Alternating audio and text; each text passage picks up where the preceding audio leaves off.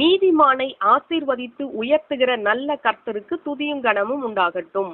இந்த நாளுக்கான ஆதார வசனங்கள்: ஜெபிக்க சங்கீதம் 75:10.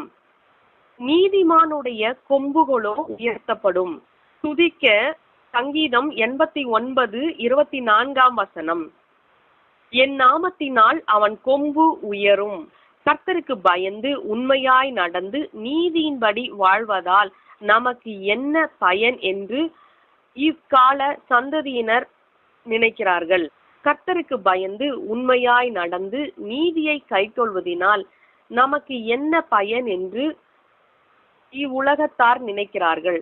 விசேஷமாக இக்கால சந்ததியினருக்குள்ளே அந்த எண்ணங்கள் மிகவும் மேலோங்கி இருக்கிறது. ஆனால் நாம் உயர்த்தப்படுவதற்கு நாம் நீதியாய் நடக்க வேண்டும் என்று கர்த்தர் நம்மை குறித்து எதிர்பார்க்கிறார்.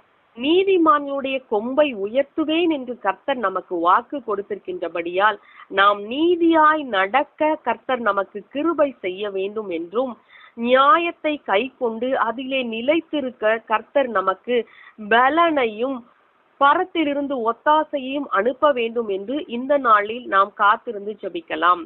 நாம் நாளுக்கு நாள் பரிசுத்தத்திலும் நீதியிலும் வளர்ந்து பெருக கர்த்தர் நமக்கு கிருபை செய்ய வேண்டும் என்றும் இந்த நாளில் காத்திருந்து ஜெபிக்கலாம். அநீதியையும் அநியாயத்தையும் வெறுக்கக்கூடிய நல்ல உள்ளத்தை கர்த்தர் நமக்கும் நம்முடைய குடும்பத்தாருக்கும் விசேஷமாக சிறு பிள்ளைகளுக்கும் இக்கால வாலிப சந்ததிகருக்கும் கர்த்தர் கொடுக்க வேண்டும் என்று இந்த நாளில் நாம் போராடி ஜெபிக்க வேண்டும். துதிக்க வேண்டியது கர்த்தருடைய வல்ல நாமமே நம்மை உயர்த்த வல்லது. அவர் ஒருவரை உயர்த்த சித்தமானால் அந்த உயர்வை ஒருவராலும் தடுக்க இயலாது. ஆகவே நம்மை உயர்த்துகிற நல்ல தேவனை நாமும் இன்று உயர்த்தி மகிமைப்படுத்துவோம்.